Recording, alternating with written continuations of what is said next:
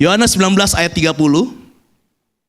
Sesudah Yesus meminum anggur asam itu, berkatalah ia, sudah selesai. Lalu ia menundukkan kepalanya dan menyerahkan nyawanya. Semua katakan sudah selesai. Sudah selesai ini berasal dari bahasa Yunani yang artinya tetelestai. Ya, dan akar kata dari tetelestai ini adalah teleo. Semua bilang teleo. Apa artinya? Ini adalah selesai untuk selamanya. Jadi brothers, pada saat Yesus mengorbankan dirinya di kayu salib, dia bukan hanya mengampuni dosa kita di masa lalu, tetapi dosa di masa lalu yang diampuni berlaku untuk di masa kini dan juga di masa depan. Amin. Jadi ini adalah selesai untuk selamanya, dan tetelestai ini juga dipakai di dalam segi keuangan, brothers. Ya, jadi di zaman Romawi ini dipakai di bagian keuangan. Jadi apabila ada orang ada utang piutang, dan apabila sudah lunas, di stempel dikatakan tetelestai. Ya, paid in full berarti artinya adalah lunas. Maksudnya apa? Jadi udah nggak bisa ditagih lagi, dibayar lunas, tidak ada tagihan lagi sepeser pun. Jadi udah nggak bisa ditagih-tagih lagi karena sudah lunas. Jadi dari sini kita mengambil kesimpulan, apa arti daripada pengorbanan salib Yesus? Yaitu adalah pengorbanan yang sempurna. Pengorbanan yang berlaku di masa lalu, di masa kini, dan di masa depan. Jadi brothers gini, dosa yang hari ini kita akan rencanakan kita mau berbuat di besok atau di nanti sore itu sudah diampuni. Halo? Dosa di masa lalu sudah diampuni, dosa di masa kini mungkin saat ini saya mau berpikir yang tidak berkenan di hati Allah itu sudah diampuni. Dan dosa yang saya akan lakukan di besok, brothers akan lakukan di besok, di bulan depan, di tahun depan juga sudah diampuni. Pertanyaannya gini, kalau gitu enak ya, Pastor, lakuin dosa terus dong, betul ya? Kenapa? Karena sudah diampuni. Betul? Berarti kalau hidup dalam Kristenan enak banget ya, jadi terus melakukan dosa. Kenapa? Karena sudah selesai, tetelestai. Karena dosa sudah diampuni, oleh karena itu kita bisa melakukan dosa terus menerus. Nah brothers, kalau kita bertanya seperti itu, berarti kita belum mengerti konsep dari penyaliban Tuhan Yesus. Berarti butuh dipertanyakan imannya kita. Apakah hari ini kita menganggap pengorbanan Yesus semurah itu? Halo? Orang-orang yang hari ini terus tinggal dalam dosa, terus menikmati dosa, terus merencanakan melakukan dosa, butuh dipertanyakan apakah dia menghargai, menghormati, atau tahu arti pengorbanan Yesus. Waktu saya mempersiapkan khotbah ini, saya ingat waktu SMA atau kuliah, saya bawa motor brothers. Dan papi saya yang sudah almarhum saat ini, dia berkali-kali bilang gini sama saya, Yos, cuci motor. Biasa ya dulu ya. Ya Pi. Besokannya, Yos, cuci motor. Ya Pi. Yos, cuci motor. Ya Pi, saya nggak cuci-cuci. Waktu saya mau pergi, saya cari motor saya. Ih kok nggak ada. Waktu saya keluar, saya lihat papi saya di ujung gang, brothers. Dulu saya tinggal di Pademangan di Gang 5, di ujung gang. Kalau brothers tahu es campur Gang 5, tepat di depan es campur Gang 5, dia cuciin motor saya. Pemandangan itu bukan buat saya bangga, brothers. Bukan buat saya senang, itu jujur menyakitkan hati saya. Jadi pertama bukan masalah tenaga dan waktu yang papi saya berikan, tetapi saya percaya itu masalah ego. Ya. Kenapa saya mikir kenapa sih nyuci motor kan bisa depan rumah, ini harus di pinggir jalan. Saya nggak tahu kenapa, mungkin airnya lebih gampang di situ. Tapi kan itu ditonton oleh banyak orang, dilihatin banyak orang. Nah brothers, mungkin nggak pada saat papi saya selesai cuci motor itu dan saya ambil air comberan, makasih ya Pi, biur saya siram lagi motor saya. Mungkin seperti itu brothers? Halo? Nggak mungkin. Kenapa? Karena saya menghargai papi saya. Apa yang saya lakukan? Saya pasti memakai motor saya dengan benar, menjalankan motor saya dengan benar, dan diusahakan supaya motor itu tetap bersih. Kalaupun ada kotor, kalaupun kotor lagi, sejak saat itu brothers saya cuci motor saya sendiri, tanpa disuruh lagi. Nah brothers, bukankah ini seperti Yesus berkorban di kayu salib?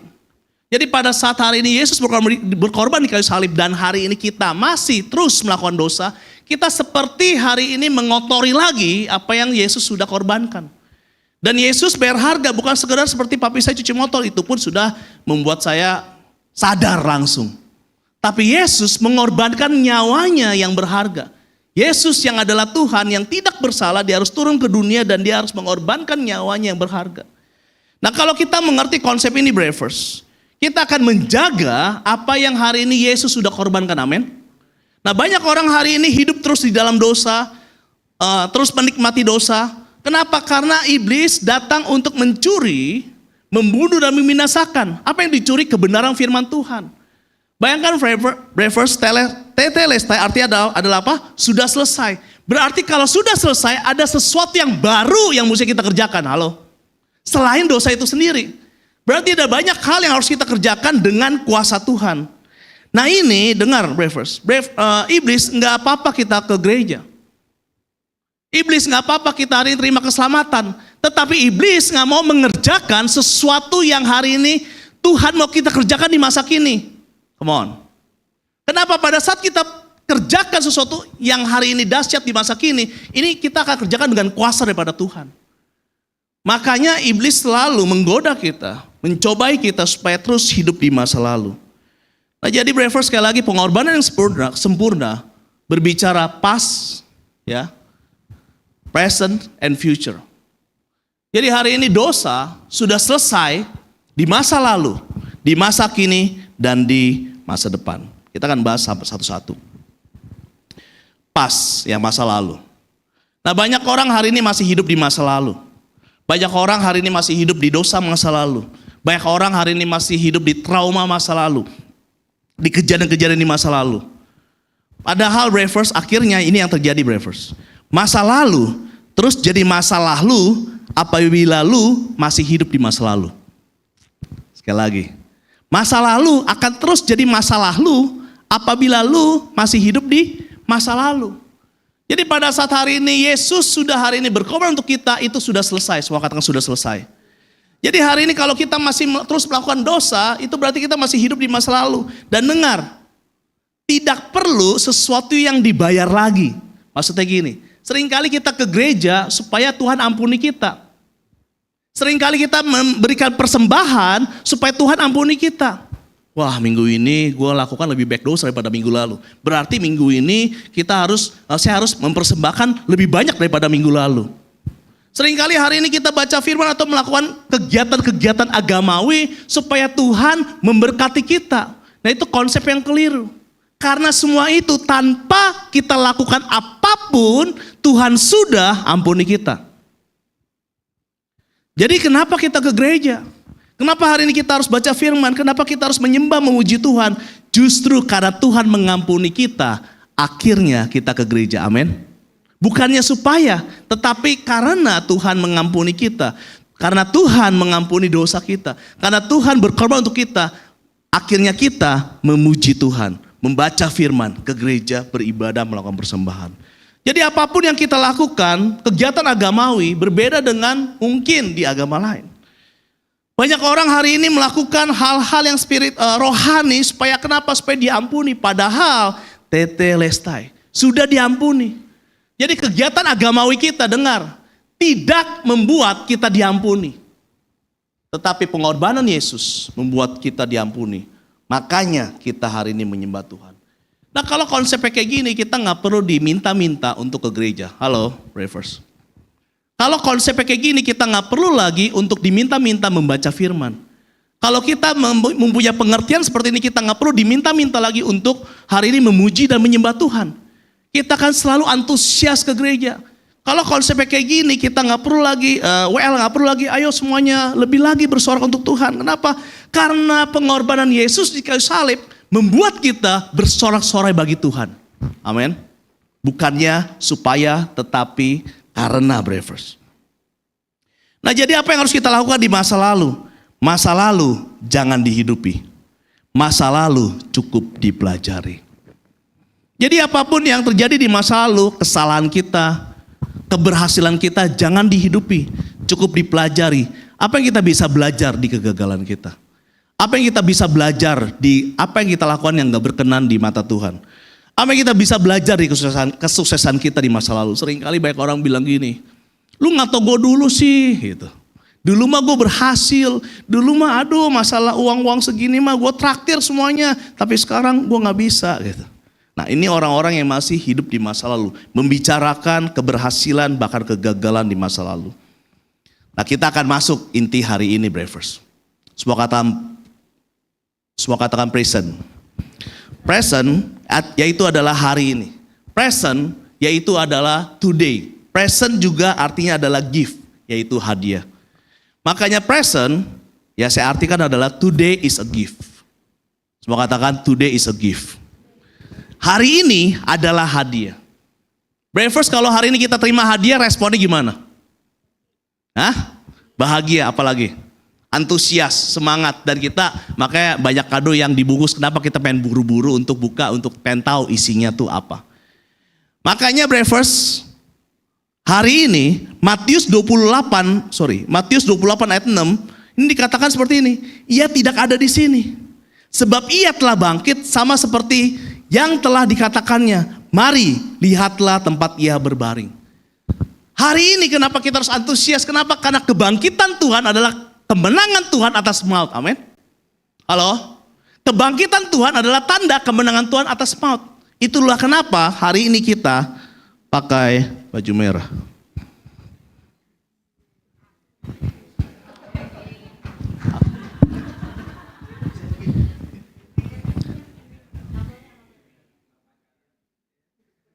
Tadinya mau pakai baju Arsenal.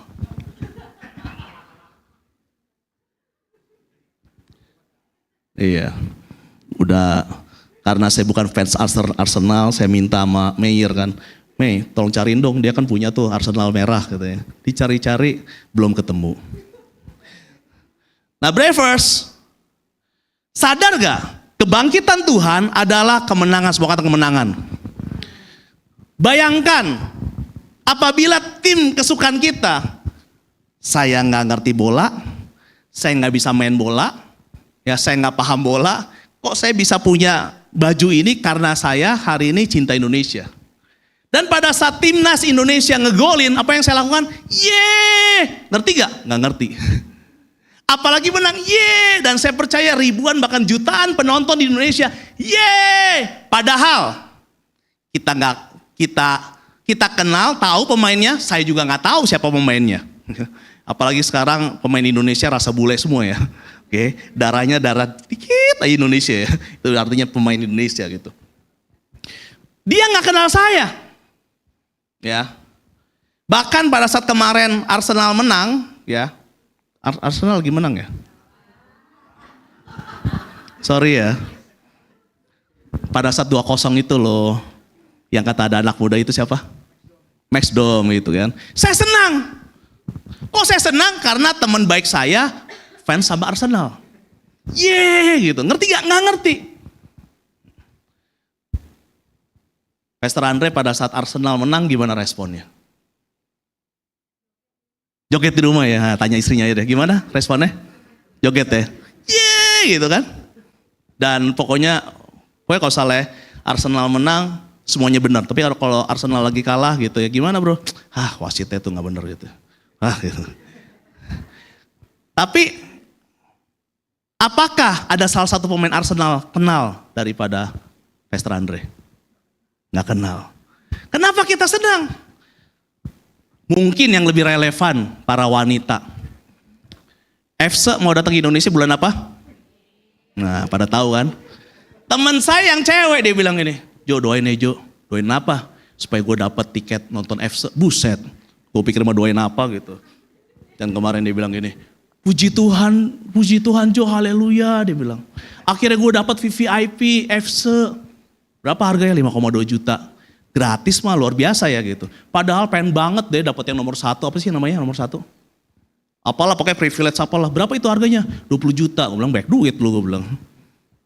Padahal Tomingse gak kenal dia. Padahal tidak ada satupun mungkin promotor siapapun gak kenal dia. Tetapi dia rela bayar seperti itunya. Ya, cewek-cewek di sini mungkin yang sedang sama boy band, mungkin ada salah satu artis favoritnya menang Grammy Award. Wow, yeah! Jennie Blackpink ya. Jennie Blackpink pakai sepatu Adidas yang terbaru, tiba-tiba langsung viral. Pengen jadi kayak Blackpink. Dengan pakai sepatu Adidas itu kan kamu nggak kayak Blackpink akhirnya. Black Panther gitu ya. Kulitnya black pakai baju pink oke lah. Kalau nggak blepetan gitu ya. Tapi orang rela. Padahal dengar. Yang kita fans, ya kalau Ronaldo gitu ngegolin kan tiba-tiba. Shoo. Saya sampai latihan di rumah ternyata nggak pas juga. Kok segitunya?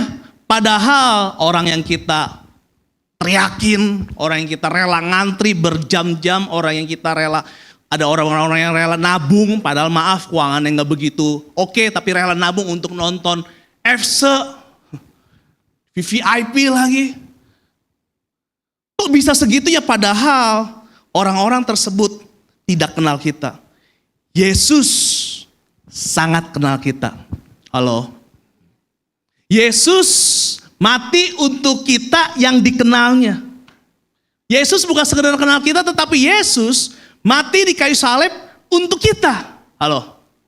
Yesus mati di kayu salib untuk kemenangan kita. Yesus mati di kayu salib dan bangkit untuk kemenangan kita di masa kini. Itulah kenapa kita hari ini harus antusias. Amin. Come on. Itulah kenapa kita harus menjalani hari di present ini, di hari ini harus antusias. Kenapa? Karena Yesus yang kita sembah mengenal kita dan lakukan segala sesuatu untuk kita. Nah seringkali kita nggak sadar hal ini. Makanya kalau ada sesuatu yang hari ini kita korbankan untuk orang-orang yang nggak mengenal kita, kok kita rela? Kenapa? Karena kita fans. Padahal ada satu pribadi yang namanya Yesus yang berkorban untuk kita. Sangat mengenal kita. Sampai hari ini dia hidup untuk kita. Kenapa kita menjalankan hari-hari ini tidak dengan antusias? Jadi brother sekali lagi, kebangkitan Yesus adalah kemenangan. Semua katakan kemenangan. Kita akan lebih dalam lagi brothers. 1 Korintus 18 ayat 17. 1 Korintus 15 ayat 17. Dan jika Kristus tidak dibangkitkan, maka sia-sialah kepercayaan kamu dan kamu masih hidup dalam dosamu. Jadi brothers, kalau Yesus nggak bangkit, cerita di kayu salib hanyalah mitos belaka. Hanyalah cerita gini, semua orang percaya Yesus mati. Semua orang percaya Yesus disalib. Orang-orang yang nggak percaya Yesus adalah Tuhan percaya. Ya, pemerintah Roma percaya kalau Yesus itu mati disalib, orang dilihat sendiri. Tetapi sedikit orang yang percaya kalau Yesus itu bangkit. Jadi jika Kristus tidak dibangkitkan, maka sia-sialah kepercayaan kamu. Di sini Paulus nggak bilang kurang lengkap, bukan, tetapi sia-sia. Kita sia-sia brothers. Jadi Paskah ini adalah bukti iman kita brothers. Orang-orang yang percaya Yesus ini bangkit mengalami kemenangan di masa kini. Yang percaya katakan amin. Jadi brothers sekali lagi, kemenangan sudah terjadi bukan karena siapa kita, dengar, namun karena siapa Tuhan kita. Kemenangan sudah terjadi bukan karena siapa kita, namun karena siapa Tuhan kita. Berapa banyak kita yang hari ini minder, gak pede, trauma ini itu, gak mengalami kemenangan dalam menghadapi tantangan di masa kini karena kita merasa siapa kita. Padahal kemenangan sudah terjadi bukan karena siapa kita, namun karena siapa Tuhan kita.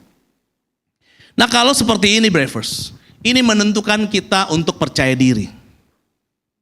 Ya, hari-hari ini banyak orang gak percaya diri. Kenapa? Karena merasa gak punya apa-apa. Bukan siapa-siapa.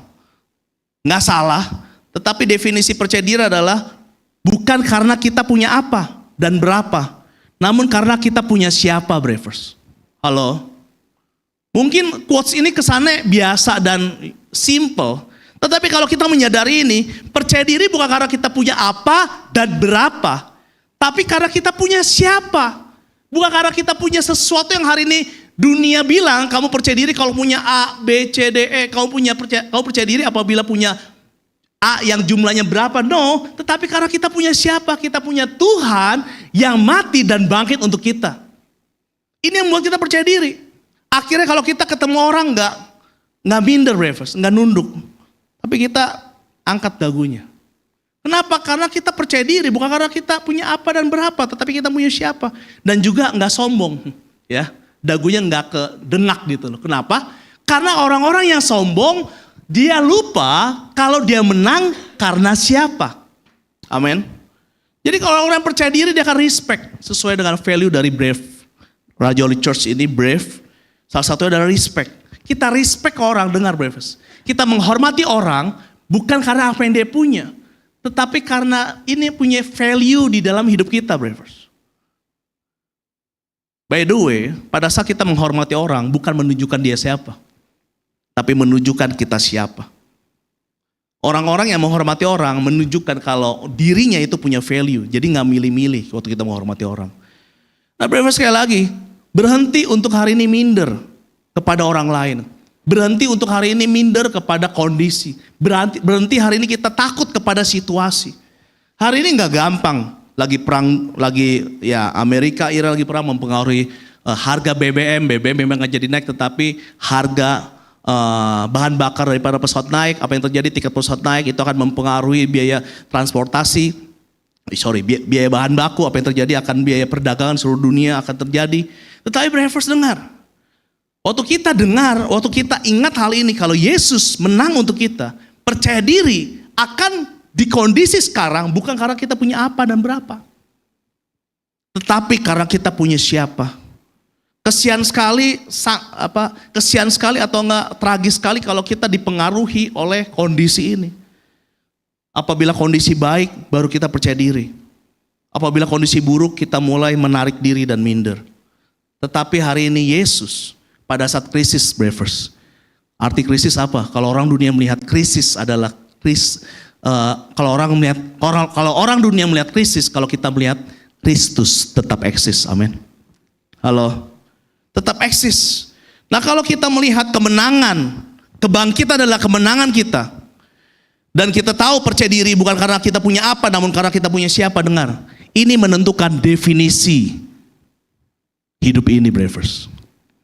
Firman Tuhan bilang gini, janganlah engkau menjadi serupa dengan dunia ini, tetapi berubahlah oleh pembaharuan budimu, supaya engkau bisa membedakan manakah kehendak Allah, apa yang baik, yang benar, dan yang sempurna. Janganlah engkau menjadi serupa dengan dunia ini. Serupa apanya? Pola pikirnya. Apa itu pola pikir? Definisi. Apa itu definisi? Cara hari ini kita mengartikan sesuatu. Kita akan berubah, believers, pada saat kita tahu harga hidup kita di saat ini, kemenangan kita di saat ini, harganya adalah seharga darah Yesus. Kita akan berubah definisi tentang pernikahan, tentang hari ini arti keberhasilan, tentang hari ini arti kesuksesan. Tentang hari ini arti kenapa kita harus membangun hubungan untuk calon pasangan kita. Semuanya berubah, believers. Kenapa? Karena kita hidup untuk kemenangan. Jadi sayang sekali kalau kita mengerti kemenangan di dalam kebangkitan ini, definisi sukses akan berubah. Definisi sukses kita bukan sekedar untuk kaya, believers. Kenapa? Kalau definisi sukses untuk kaya, kita akan berusaha jadi koruptor. Ya, ini ada berita-beritanya, believers.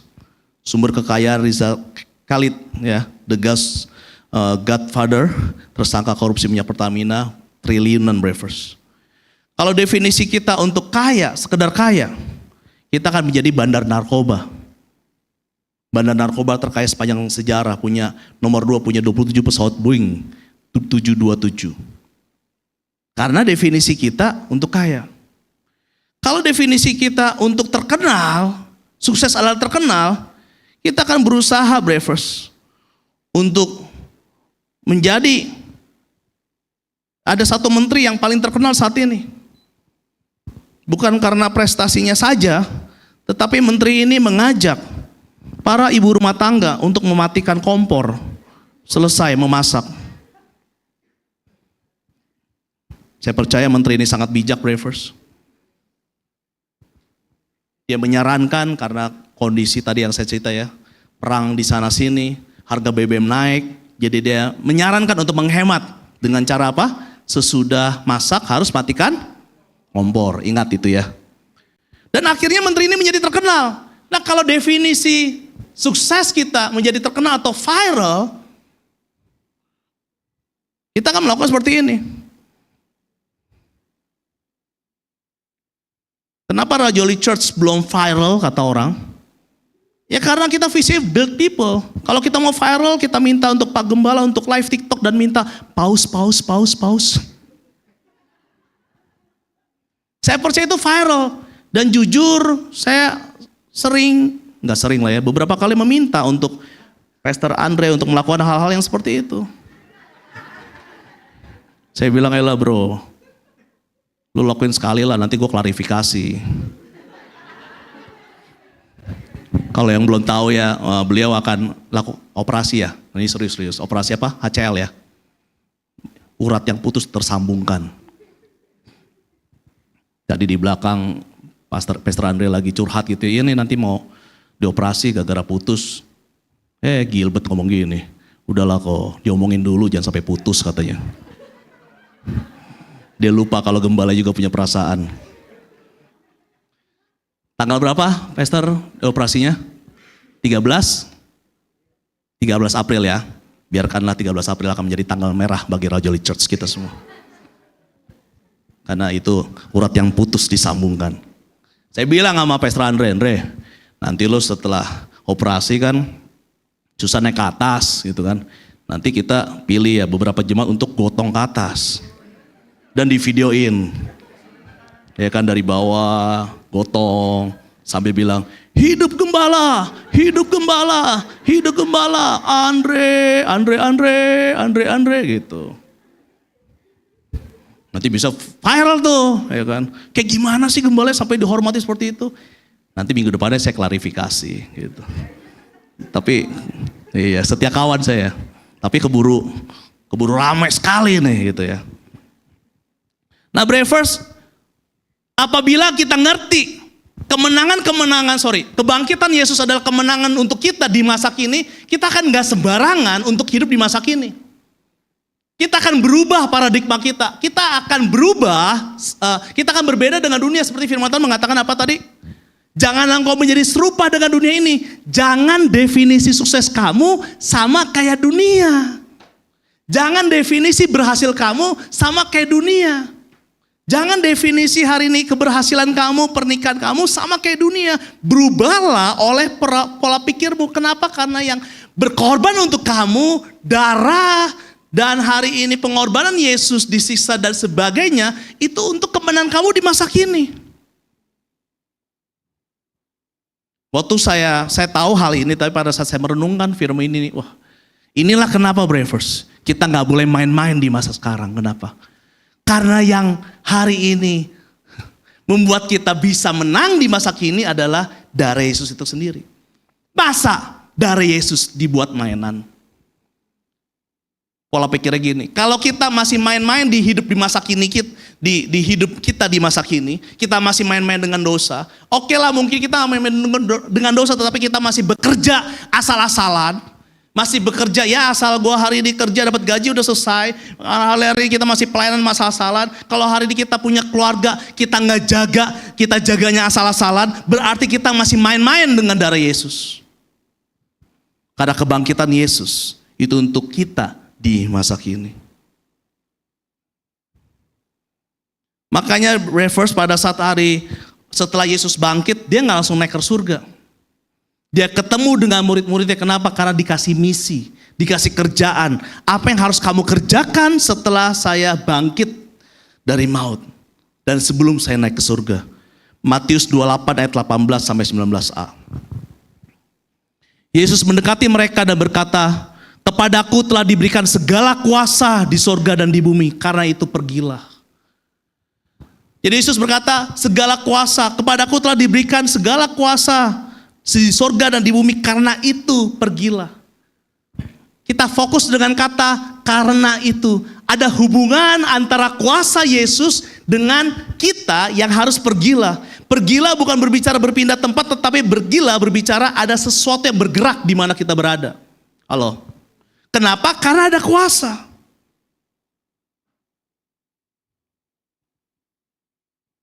Makanya saya bukan bercanda kalau di RC, di Breakfast ini, singkatan PDT bukan sekedar pendeta. PDT profesional dalam Tuhan, amin. Di sini ada dokter, di sini ada ada decoration ya, maksudnya yang mulai kayak gini nih, Gaby, dekor kue lah, dekor ruangan. Di sini ada musisi, PDT, pemusik dalam Tuhan, pengusaha dalam Tuhan, pedagang dalam Tuhan, pelayan dalam Tuhan, apapun itu dalam Tuhan daripada pendeta tidak dalam Tuhan. Kenapa? Karena segala kuasa sudah diberikan. Supaya apa? Supaya kita jadi jawaban. Jadi Breakfast kalau hari-hari ini banyak persoalan, jujur. Dari dulu saya mendoktrin diri saya, melihat persoalan sebagai kesempatan. Justru karena gelap ada kesempatan, Thomas Alva Edison membuat lampu. Banyak hari ini persoalan-persoalan di dalam hidup ini, mestinya kita nggak takut, tetapi hari ini kita menjadi jawaban. Justru karena ada Goliat yang persoalan besar saat itu, di mana ada Raja Saul yang perawakannya lebih tinggi daripada yang lain, nggak berani ngelawan, tentara-tentara yang punya pengalaman perang nggak berani ngelawan. Ada anak kecil yang namanya Daud, yang wajahnya merah, yang wajahnya elok kemerah-merahan, nggak cocok jadi tentara, cocoknya jadi boyband. Dia datang jadi jawaban. Dia mengalahkan Goliat. Kalau nggak ada Goliat, Daud tetap gembalain kambing dan domba 2 dan 3 ekor. Ada persoalan-persoalan di dalam hidup ini, di pekerjaanmu, di keluargamu, dimanapun, yang akan mengeluarkan engkau dari sesuatu hal yang hari ini mungkin kok gini doang nih. Tetapi itu akan mengeluarkanmu dari yang biasa menjadi momentum yang luar biasa. Bukankah karena Goliat, Daud akhirnya bisa dikenal oleh Saul? Padahal sebelumnya, Daud memainkan kecapi untuk Saul, menghibur Saul. Tapi Saul gak kenal. Setelah Daud mengalahkan Goliat, Saul baru nanya, siapakah dia? Anak siapakah dia? Ada hal-hal yang hari ini butuh persoalan yang besar untuk membawa anak Tuhan dilihat oleh orang lain. Jadi Breakfast bersyukur kalau hari ini kondisi-kondisi ini gak baik dan semakin gak baik. Kenapa? Karena firman Tuhan bilang ini, kamu adalah garam dan terang. Bukannya kamu berusaha jadi garam, no. Kamu adalah garam dan terang. Justru dunia semakin gelap, kita semakin kelihatan. Bisa gak kita melihat hal yang seperti itu, Breakfast definisinya? Justru karena ada mimpi Firaun yang susah diartikan, bahkan Firaun gak kasih arti mimpi itu. Semua orang bijak di Mesir dipanggil gak ngerti, semua dukun di Mesir itu dipanggil gak ngerti. Akhirnya Yusuf yang lagi mendekam di penjara dikeluarkan untuk mengartikan mimpi itu. Ada persoalan-persoalan yang dunia izinkan di dunia ini untuk mengeluarkan kita dari kondisi yang gak baik jadi baik. Jadi Breakfast yuk, kita melihat diri kita sebagai jawaban. Stop fokus kepada persoalan yang ada. Aduh mampus deh, perang lagi. Aduh mampus deh, BBM naik gimana nih kerjaan gue nih, bla bla bla. Justru kondisi-kondisi gitu, yes, di sini saatnya saya jadi jawaban. Kok bisa? Karena ada kuasa dalam hidup kita, amin. Now Breakfast, jawaban akan berguna apabila ada persoalan. Daud gak berguna kalau gak ada Goliat, Breakfast. Yusuf gak berguna apabila tidak ada mimpi Firaun. Justru apabila ada persoalan-persoalan di negeri ini, di dunia ini, di kantormu, di pendidikan, di sekolah, di lingkunganmu, di RT, di RW, dimanapun kau berada, justru di situ kau berguna, Breakfast. Waktu saya menyiapkan firman ini, saya ingat sama Yusi, ya, Julie Uci. Saya baru, ya Tuhan ingatkan saya. Kenapa dia berprofesi sebagai guru, dan kenapa dia harus ditempatkan di sekolah yang hari ini agamanya itu bukan Kristen gitu. Bukan di sekolah Kristen lah. Ya karena memang anak-anak Tuhan, memang dia akan menjadi jawaban di lingkungannya. Ada kuasa yang akan membawa value kerajaan Allah di lingkungannya yang belum mengenal Tuhan. Saya berbisnis breakfast kurang lebih 26 tahun. Banyak orang merasa, di tempat saya berbisnis, biasa ya cara-cara humanisme. Apa itu cara humanisme? Ngelihat kaca, bilang, saya bisa, yes saya bisa. Gitu. Jalan di atas api, ya setelah melewati, yes saya akan sukses. Ya, biasa untuk memprioritaskan bisnis daripada keluarga dan yang lain-lainnya. Ya puji Tuhan dengan keberadaan komunitas kita Breakfast hari ini berubah. Bahkan owner daripada perusahaan tempat saya berbisnis yang belum menerima Tuhan dia bilang gini, nomor 1 Tuhan dia bilang, kedua keluarga, ketiga baru pekerjaan. Ada salah satu ibu rumah tangga yang saya mentor, biasanya dia kalau meeting bohongin suaminya lah ya. Bilang meeting, bilang mau antar anak, kalau nggak jemput anak, tapi ternyata meeting. Ya bilang kemana, toto meeting. Waktu saya tahu itu saya tegur, bilang hormatilah suamimu. Tapi Pak Jo, tapi kan kita harus meeting. Enggak, selama suami ngelarang, kamu nggak boleh meeting. Dia sampai nangis breakfast, karena saya larang. Apa yang terjadi pada saat dia mulai menghormati suaminya, bisnisnya malah grow. Malah sangat-sangat berkembang. Dan akhirnya singkat cerita diundang di satu pertemuan director di Bali kalau nggak salah, dia diundang, dia testimoni. Biasa testimoni kan, kita harus bekerja keras, jual lebih banyak, disiplin, bangun lebih pagi, pulang lebih malam, yes gitu. Tapi dia bilang gini, sejak saya hormati suami saya, bisnis saya bertumbuh luar biasa. Ada misi yang Tuhan tempatkan, kenapa engkau ditempatkan di tempat engkau berada. Di perusahaan engkau berada. Di sekolah engkau berada, yang selama ini mungkin value-nya bukan kingdom value, bukan kebenaran firman Tuhan, tetapi di situ ada misi. Dan pada saat kau menjalankan misi itu, saya sangat percaya Tuhan gak akan mempermalukan anaknya, amin.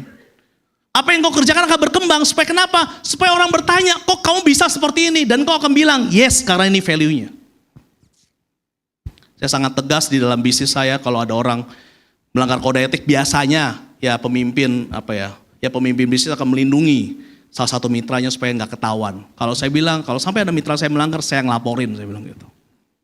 Ya puji Tuhan, akhirnya pelan-pelan yang lain udah mulai mengikuti dan akhirnya bertumbuh dengan benar. Bukan secara cepat tetapi secara tepat. Kenapa? Karena saya percaya pada saat saya ditempatkan, kita semua ditempatkan di tempat di mana engkau berada, engkau nggak menjadi serupa dengan dunia ini. Definisinya. Jadi ada misi, makanya kenapa kekristenanmu tidak membosankan, karena ada kerjaan. Engkau melihat nih di dunia ini nih, di lingkungan kerjaan, mungkin di perfilman, mungkin di manapun lah, di sekolah, dimanapun, value apa nih yang gak sesuai dengan kebenaran firman Tuhan. Dengan adanya saya di sini, saya ngapain ya? Value apa yang saya bagikan? Nah kalau teman-teman hari ini berpikir seperti itu, kekristenan akan menjadi antusias breakfast. Kenapa? Sekali lagi ada kuasa. Jawaban akan berguna apabila ada persoalan. Tuhan sengaja mengizinkan persoalan-persoalan terjadi di kantormu, di bisnismu, di klien, dimanapun kau ditempatkan. Supaya kenapa? Supaya engkau menjadi jawaban. Makanya Daniel pada saat hari ini berhasil keluar daripada gua singa dengan kondisi selamat, dengan kondisi tidak kekurangan apapun. Raja bilang gini, semuanya harus menyembah kepada Allahnya Daniel. Karena engkau adalah jawaban. Saya akan tutup dengan future. Sekali lagi telestai itu bicara berakhir di masa lalu, sudah selesai di masa lalu, sudah selesai di masa kini, sudah selesai di masa depan. Kenapa saya lama dengan di masa kini? Kenapa today is a gift? Karena hanya di present ini kita bisa melakukan segala sesuatu. Masa lalu sudah lewat, masa depan belum datang. Di saat ini kita bisa melakukan segala sesuatu dan ini adalah hadiah. Tetapi iblis menipu kita tentang definisi masa lalu, akhirnya di masa kini kita gak maksimal. Kenapa? Iblis ingatin, lu kan pendosa, lu kan bajingan, lu kan free sex, lu kan ini, lu kan itu. Lu lihat tuh masa lalu lu gak benar, lu kan gagal dulu. Bilang, sudah selesai. Akhirnya kita gak maksimal, akhirnya kita gak pede. Itu yang membuat kita gak menang. Padahal kita percaya diri. Kenapa kita gak pede? Karena kita cek diri kita ngaca. Kita punya apa? Kita punya berapa? Pantaskah saya percaya diri? Padahal kalau kita selalu ingat kita punya siapa, itu membuat kita percaya diri. Believers, banyak kerjaan-kerjaan, banyak hari ini misi yang harus kita kerjakan di masa kini. Iblis menipu kita tentang definisi masa depan supaya kita khawatir. Lu lihat tuh masa depan lu. Ya kan? Tuh lihat tuh teman lu yang itu. Dia aja yang lebih kaya daripada kamu, dia lebih posisi daripada kamu, hidupnya sekarang gimana? Apalagi kamu. Kita menjadi sangat takut menghadapi masa depan.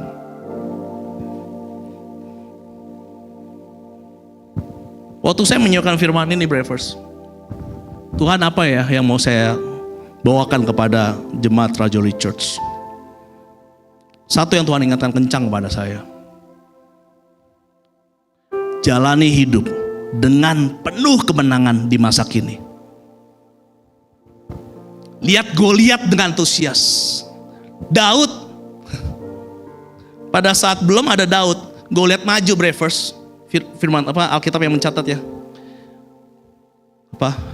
Goliat maju, bangsa Israel mundur. Ya. Goliat maju lagi, bangsa Israel mundur. Kenapa Daud antusias? Waktu Daud ada, dia bukannya mundur, believers, dia ngejar kepada Goliat. Kenapa? Karena Goliat dia lihat kecil. Kok bisa gitu? Karena dia lihat Tuhan yang besar. Halo. Kenapa seringkali kita nggak pede? Kenapa seringkali kita khawatir? Karena kita diri kita, yes, diri kita memang kecil kok. Diri kita memang gagal. Tetapi kita bisa nggak melihat Yesus yang menang untuk kita? Daud bilang berlari lo karena Goliat lo. Dia bukannya mundur, dia berlari karena Goliat. Dan dia gregetan, dia semua bilang ini, engkau menghina Allahku yang hidup, dia bilang gitu.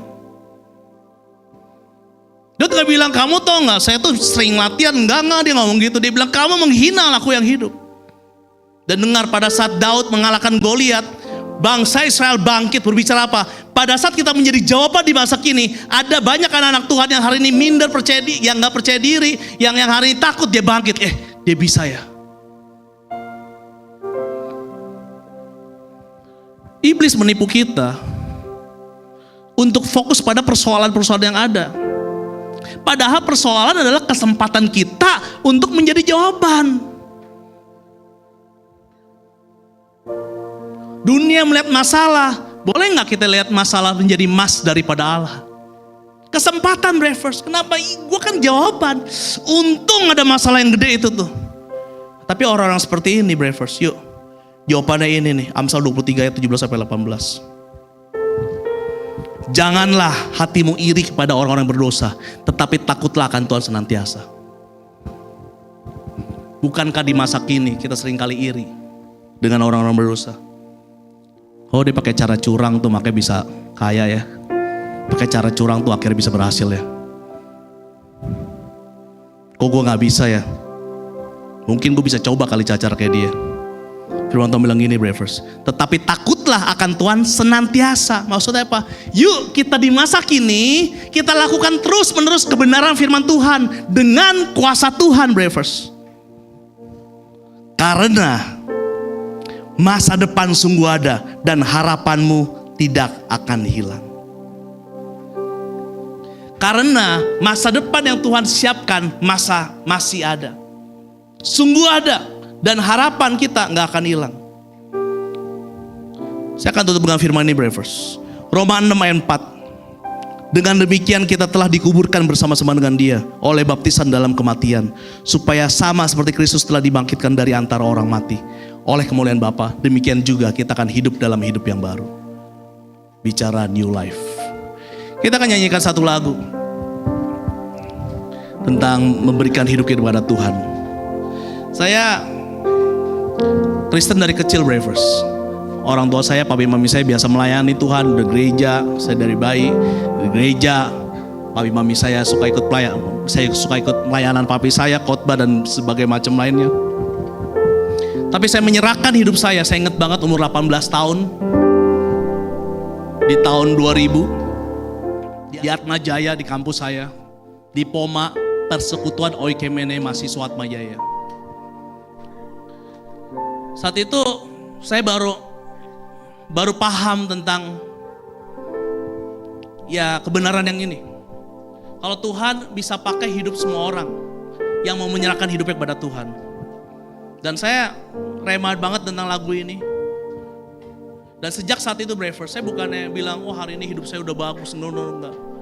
Tetapi pada saat saya kerjakan hidup saya, banyak hal-hal yang terjadi dalam hidup saya yang orang bilang gini loh. Saya ingat banget teman saya bilang, Jo, kalau si A, si B yang jadi gue rela Jo.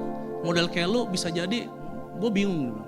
Dan saya makin bersyukur kalau orang melihat saya tuh orang yang biasa. Karena di situ saya bisa memuliakan Tuhan saya. Orang yang gagap sampai hari ini juga saya masih latihan untuk gak gagap. Bisa jadi pembicara dan yang lainnya. Itu semua karena Tuhan. Tapi Bravers dengar. Tuhan yang sama bisa menjamah hidup kita semua karena ada kuasa dalam hidup kita. Karena kebangkitan Yesus itu bicara kemenangan. Dan wajar banget kalau kita antusias di dalam hidup. Kenapa kita gak antusias dalam hidup? Karena kita mikirin kan kondisi hari ini. Karena kita mikirin kan kondisi diri kita. Padahal percaya diri bukan karena kita punya apa dan berapa. Tapi karena kita punya siapa. Mau gak Bravers hari ini kita sama-sama. Dengan sadar. Menyerahkan hidup kita kepada Tuhan. Siapapun kau. Mungkin tadi saya cerita saya umur 18 tahun. Aduh Jo, gue hari ini udah umur puluhan tahun. 40 mungkin 50. No, dengar. Masa depanmu masih ada. Nggak jadi hilang, nggak jadi berkurang, tapi masa depanmu masih ada. Bicara apa? Bukan sekedar sukses kata dunia, bukan sekedar definisi kaya terkenal, no. Tapi engkau punya dampak. Engkau bukan sekedar kaya, tapi engkau berkarya. Engkau bukan sekedar mau nampak aja nampak, tapi punya dampak. Bicara apa? Engkau mengerjakan panggilan yang Tuhan sudah siapkan dalam hidupmu. Ada kuasa berbicara apa? Ada perubahan atmosfer. Value yang tadinya hari ini humanisme, yang apa-apa diri sendiri, yang apa-apa dunia, akhirnya value kerajaan Allah. Mungkin mereka belum terima Tuhan, tetapi ada value yang hari ini berkembang di tempat engkau bekerja hari ini. Itu kuasa.